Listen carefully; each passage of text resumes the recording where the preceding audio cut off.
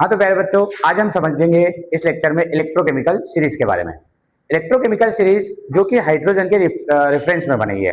Hydrogen electrode को लेकर reference मानकर उसका पोटेंशियल जीरो मानकर एक सीरीज तैयार करी गई, जिसमें हमें ये पता चलता है कि कौन सा एलिमेंट ज्यादा रिएक्टिव है और कौन सा मेटल या एलिमेंट कम रिएक्टिव है। तो इलेक्ट्रोकेमिकल सीरीज में जो वैल्यू है वो है स्टैंडर्ड रिडक्शन पोटेंशियल की इंक्रीजिंग ऑर्डर में। जैसे यहाँ पर देखिए, a systemic list of chemical element और ion arrange in order of SRP. SRP के ऑर्डर में एक सिस्टमेटिक सीरीज, ये क्या कहलाएगी अपने लिए? Electrochemical series. इलेक्ट्रोकेमिकल सीरीज में देखिए तो सबसे टॉप पर सबसे हाईएस्ट नेगेटिव जिसकी एसआरपी में वो वैल्यू होती है वो बैठा हुआ है, और वो कौन है? लिथियम है। लिथियम की सबसे नेगेटिव वैल्यू है एसआरपी में।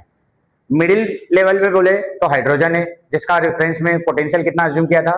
0। और सबसे बॉटम में देखो तो सबसे पॉजिटिव वैल्यू फ्लोरीन की है -2.87। अब इसका यूज करके कैसे पता करेंगे कि कौन ज्यादा रिएक्टिव है कौन कम रिएक्टिव है? इसका यूज क्या क्या है, तो आइए पढ़ते हैं हम इसकी एप्लीकेशन के बारे में।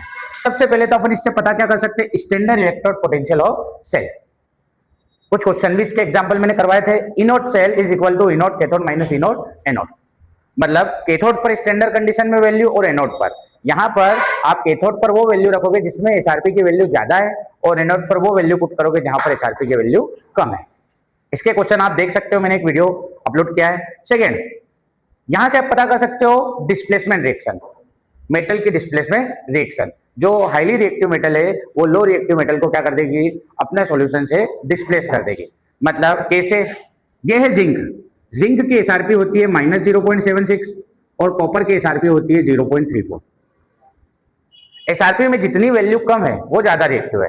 तो जिंक स्ट्रिप को कभी कॉपर सल्फेट का सॉल्यूशन में डालेंगे तो ये कॉपर को क्या कर देगा? डिस्प्लेस कर देगा, और बनेगा क्या सब्सटेंस? ZnSO4।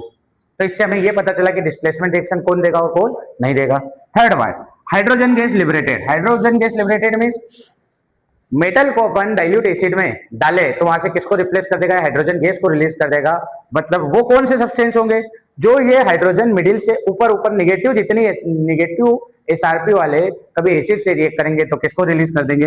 हाइड्रोजन गैस को रिलीज कर देंगे। तो ये हमारी थी इलेक्ट्रोकेमिकल सीरीज, जो कि बहुत ही बेसिक है। इसमें आपको केवल ध्यान रखना है टॉप टू बॉटम। टॉप पे सबसे नेगेटिव वैल्यू, मिडिल में हाइड्रोजन 0 और बॉटम में फ्लोरीन है जो कि पॉजिटिव वैल्यू। 0 से नीचे नीचे वाले कम रिएक्टिव रहेंगे, ऊपर ऊपर वाले ज्यादा रिएक्टिव रहेंगे।